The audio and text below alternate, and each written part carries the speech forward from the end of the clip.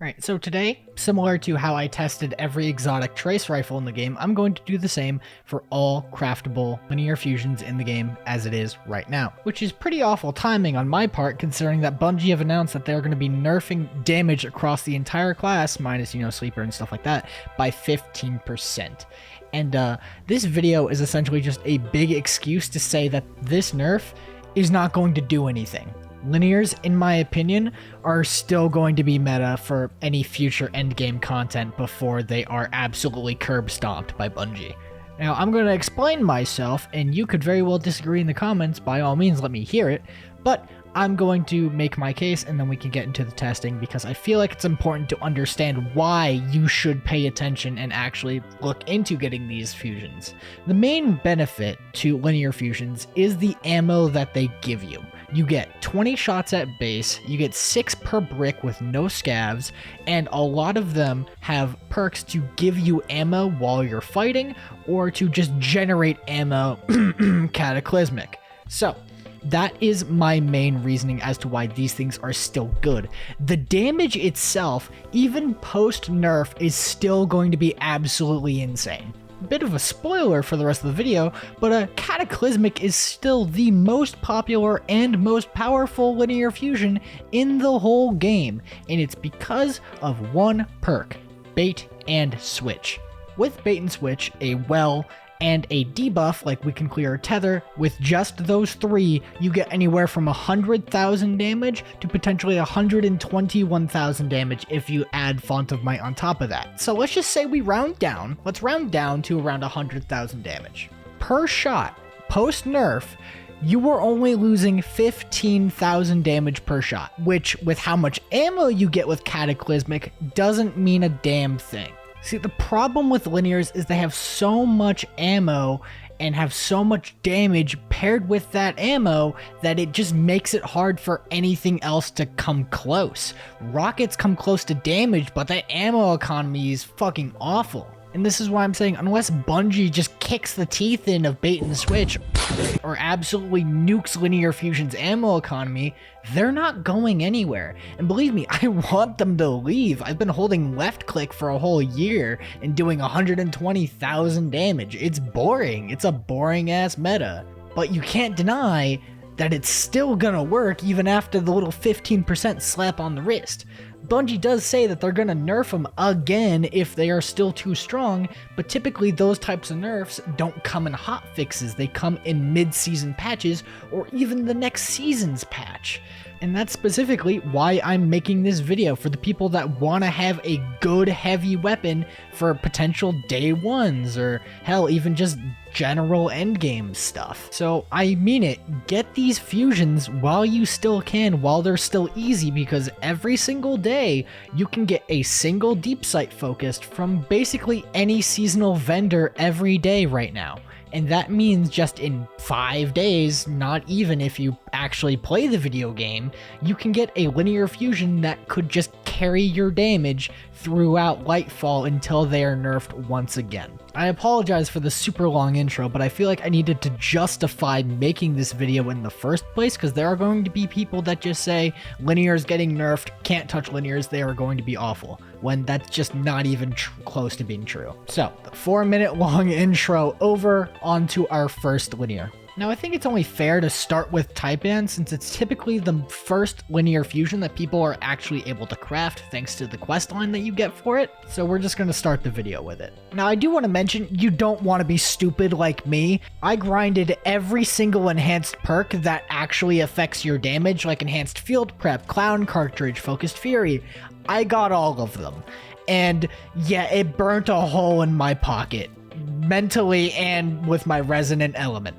Because Bungie doesn't really expect you to craft 4 completely enhanced weapons off the rip, you kind of only have access to like 2 at the start. So I was actually grinding Resonant Element to get these done, and that took at least like 2 days of my time. Yeah, it's pretty brutal. I would just say pick one from this video that you like, that you think will fit good with your builds or whatever. Don't go for all of them, because trust me, you don't want to go down that road. Alright, enough stalling, on to Taipan. They're dead. Can't trust this game anymore, man.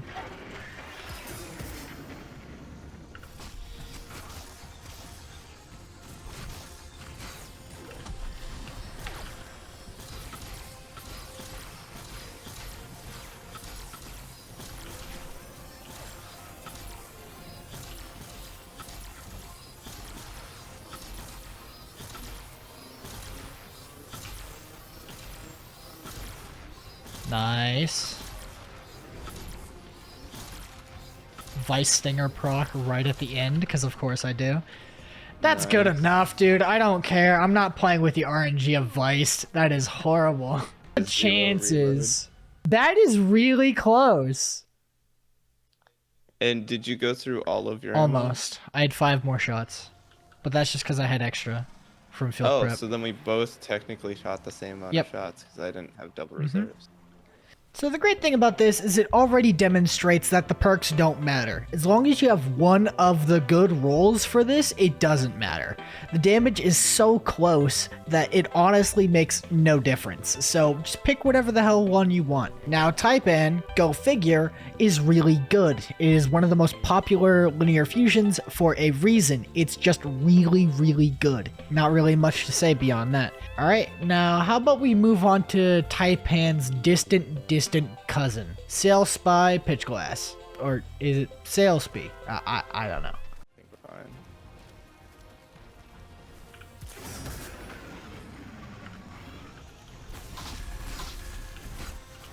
It was gonna decay. I had to pick it up. Are you kidding me?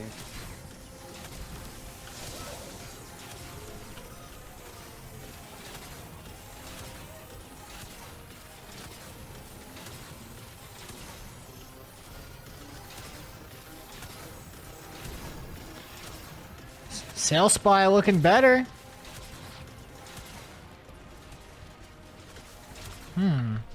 Does Clown Cartridge really make that much of a difference?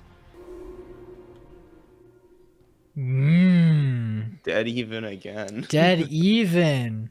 And this is why I say distant cousin, is because they are extremely similar. Sail Spy has some pretty worse perks overall, but I don't think it really affects it that much. It only does like 7,000 less damage per shot with a full build proc. So honestly, get either or. It doesn't really matter. If you can't get Taipan, get Sail Spy. You won't really notice a difference, minus that Sail Spy just looks cooler. Now we can move on to what I think is probably the weirdest one out of them, just because it's a 3 burst. This is basically meant to be the craftable Storm Chaser, except stasis, because funny. So let's take a look at that.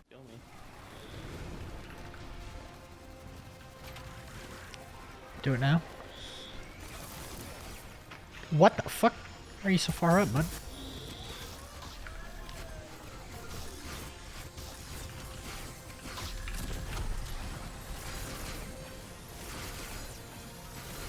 Ooh, that's promising. I got Vice Stinger! Let's go!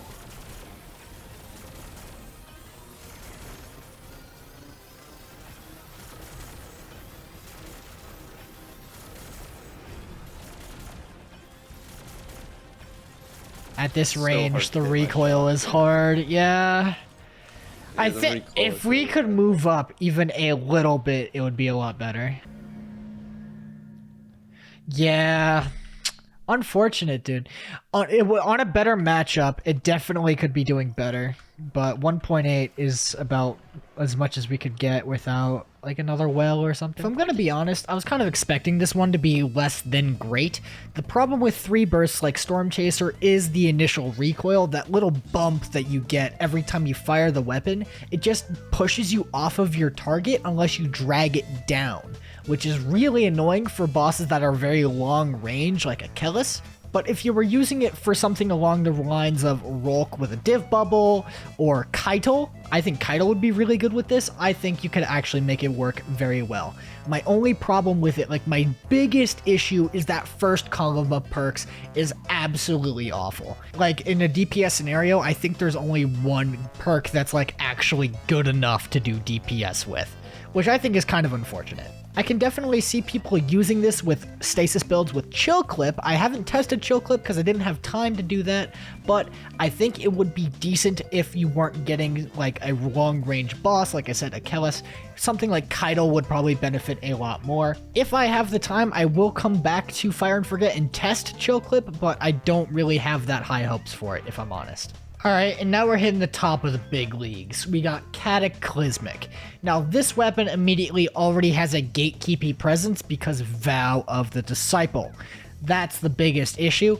You don't have a clear-cut way of getting Cataclysmic if you are very unlucky. Thankfully, I wasn't, but that's because I only get one weapon from a raid, and then I get that weapon for the next 40 runs after. So that's my thing. That is the biggest barrier to entry to Cataclysmic. However, the damage that you get from it and the ammo that you get out of it is definitely worth the hassle, in my opinion. Bit of a plug right here, but I will be leaving my Discord down in the pinned comment down below, and on reset, if there's enough people that want to do it, I would be more than happy enough to do some Val runs. Hell, I might even be willing to do them before reset so we can farm challenges or Rolk or whatever to help people get their Cataclysmics. I wouldn't mind that at all if we get enough people, so if you are at all interested in doing that, head on down to the Discord and just let me know that you want to try some Rolk farming or something like that. Anyways, shameless plug out of the way, we are going to head on to the damage.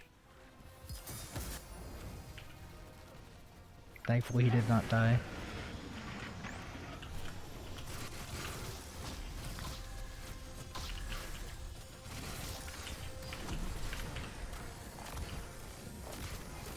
$127,000.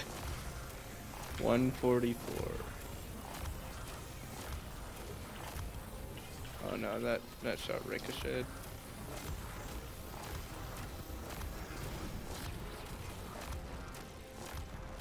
We hit the damage thing, of course we did. Yep. That's Cataclysmic! But what is the Look at the damage! To be fair, Leviathan's Breath almost got that. Leviathan's Breath on a perfect rotation and damage does 200k less than me fucking up on Cataclysmic. Yeah, and literally nobody could have guessed that Cataclysmic would be doing the most damage with the most overpowered perk that it has. Again, if we cut the 120,000 damage that we did per shot by 15%, we would only be losing 18,000 damage, which just proves that this nerf isn't going to do enough. Because you have so much ammo, because of fourth times, because of bait and switch, because of on-demand weakens with void subclasses or what have you, it's so much damage. It's going to do nothing.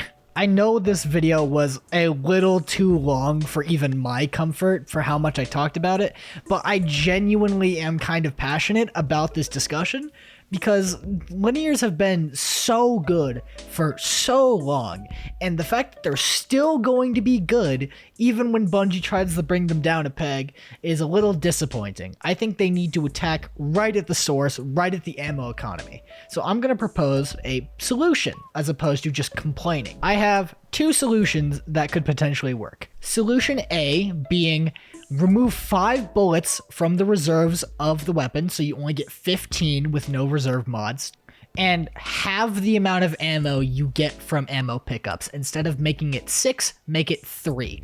This would undercut the ammo economy where your total damage in your reserves is lower, as well as having the 15% nerf on top of it, meaning some weapons would have opportunities to beat out its damage in total. Granted, linears will still have the edge over ammo economy because that's kind of what they're designed to do, but it's not going to be so egregious where you're forced to use it because everything else is a waste of time.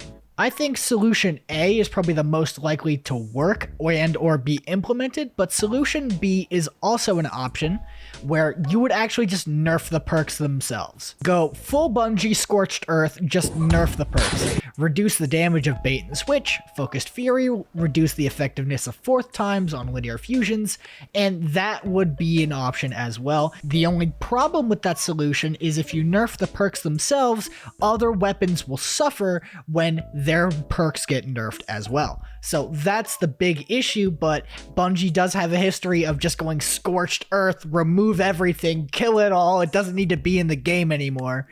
So I was just laying that out as a realistic thing that Bungie might do because they are Bungie. Me personally, I'm rooting for Solution A. But if you guys have any other solutions as to how linears could be more brought in line with anything else, I'd actually be very happy to discuss it in the comments. So leave any and all of them down below and I will read them all because I typically read every single comment that comes through. But anyways, that'll be all from me. Linears are bad. I don't like them. They're stinky. Thank you so much for watching. Leave a like, go watch my other stuff, subscribe, and go check out the Discord. It's pretty neat. And goodbye.